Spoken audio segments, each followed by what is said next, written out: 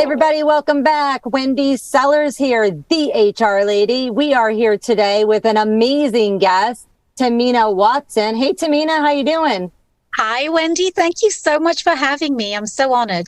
Oh, thank you. Immigration is your, expertise, and we need it. That's for sure. Because as we mentioned in the beginning, in our first series of this 5-series podcast, is that we don't have enough humans that are able to work either because of age or whatever it might be. But we, in the United States, we are lacking a staff shortage in every industry that there is. I want to hear from you maybe about some success stories, of course, no names, right?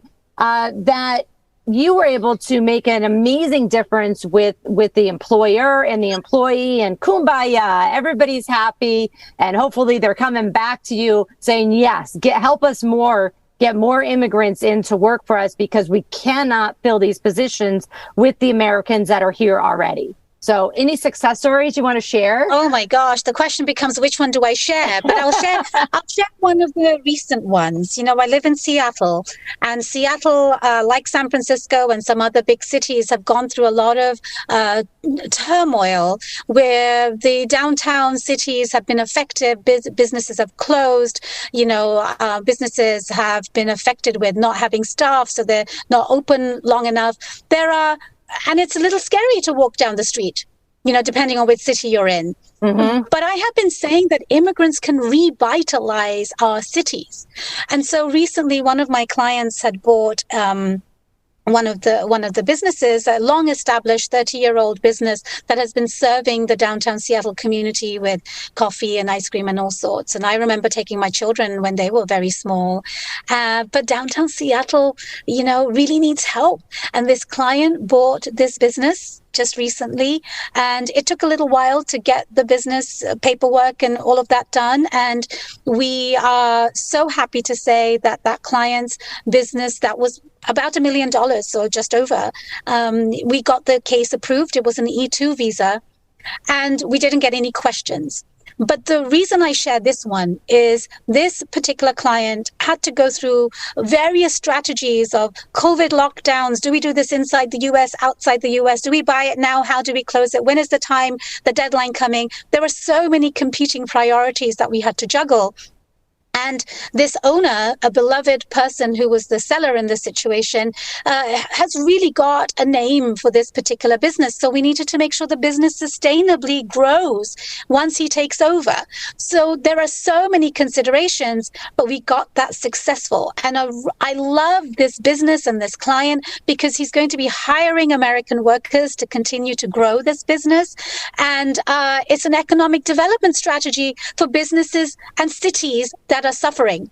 A lot of businesses that are suffering can have injection of investments from foreign investors. So this is one of my most recent success stories that I want people to know about. Because if you're wondering why cities are not coming out of this COVID problem, how can we help them recover? Immigration is another avenue to do that. Absolutely. So let me ask you this, just kind of off the cuff here, because I'm sure some of our listeners are wondering, okay, how much is this going to cost me? So, and I know this is not an easy question that I'm throwing at you, but like on the low end and then maybe on the high end and then the average end, how much does it typically cost, an employer to get either a temporary or a permanent worker through the immigration process? Let's just say with all things are wonderful and they line up and there's no question that this person can, achieve some kind of visa. What is the average cost? Wendy, I am so grateful you asked that question. There isn't a simple answer, but I'm going to give you a range. So no matter what kind of visa you are applying for, and let's say you're a tech company hiring somebody on an H-1B visa or an O visa, or an L visa. These are some of the most common work visas. The attorney's fees, there are two types of visa costs. One is for the lawyer's fees, and that can range from like $4,500 to $6,000, $7,000, depending on, the type of visa. And then the government has its own fees. And the reason your question is so important is because just as the new year began, the Department of Homeland Security released proposals to increase fees substantively.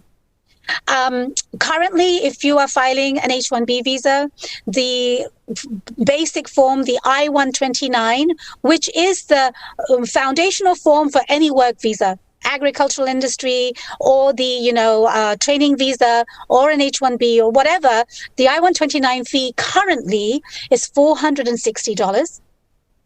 It is going to be raised to about $1,100 and something. And we don't know when that's going to happen. We think, most lawyers think, it will happen sometime early March, mid-March, before the H-1B lottery season begins, because the H-1B lottery registration, for those that don't know, H-1B visas are the most used for skilled professionals, and they're given out once a year. And it is literally a lottery. The government gives out 85,000 visas. Last year, they received about 500,000. To get your name in the lottery, last year, it was $10. The proposal is to collect $210 per lottery application. Okay. That's a significant hike for each person. So if an employer is filing 5 applications, instead of $50, they're going to have to spend over 1,000 easily just to have the chance of being selected. So the fees are absolutely an important consideration, because on average, they must likely have to budget for about $7,000. It might not be that much, give or take, but if you budget, that's what I would say you budget, and just be open-minded. And that's for a slow processing, meaning you file it and the government will pick it up when they're ready. But if you want to get it expedited, that's $2,500. That's an optional fee. Well, I want to talk about that a little bit more and my view on that in our next session of this series. So we're moving on to session 4. I want to talk a little bit about the continued cost here, and folks, come back, because I have a very different viewpoint on it being expensive. I don't think it is. And I also want to talk about COVID and how that affected workplace visa. Well, so we will be right back in a minute.